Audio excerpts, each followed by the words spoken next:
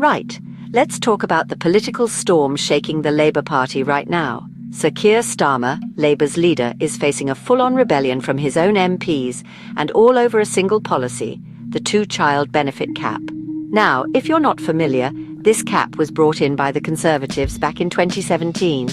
In simple terms, it means that most families can only claim child benefits for their first two children. Any kids after that? No extra support.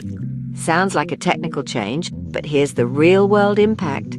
About 400,000 families are affected, and campaigners say the cap has pushed a staggering 250,000 children into poverty. That's not just numbers on a page, that's hundreds of thousands of young lives. So, what's kicked off the row? In June 2024, Starmer confirmed Labour wouldn't immediately scrap the cap if they win the next general election. He says the country's finances are tight, and if Labour wants to look credible with the economy, tough decisions have to be made.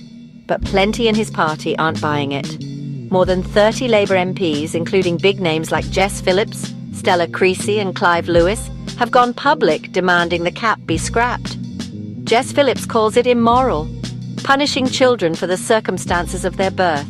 Stella Creasy warns it wrecks Labour's anti-poverty credentials. And Clive Lewis, he says it's just austerity politics with a different badge. It's not just MPs either. Trade unions and anti-poverty groups like the GMB and the Child Poverty Action Group are piling on the pressure. They argue scrapping the cap could lift 250,000 children out of poverty. Of course, it doesn't come cheap.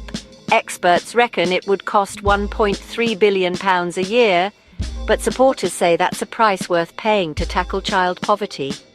Here's the political headache. Labour's base, its core supporters, overwhelmingly want the cap gone. The wider public, more split. And Starmer's supporters say Labour needs to prove it can be trusted with the nation's wallet if it's going to win over swing voters and actually govern. So we've got a classic tug-of-war here, fiscal responsibility on one side, social justice on the other. As the general election gets closer, this argument isn't going away.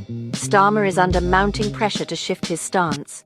What he decides could shape the fate of hundreds of thousands of children, and maybe even the future of the Labour Party itself. Let me know what you think. Should Labour stick to its guns on the cap or scrap it for good? Drop your thoughts below and don't forget to subscribe for more political deep dives.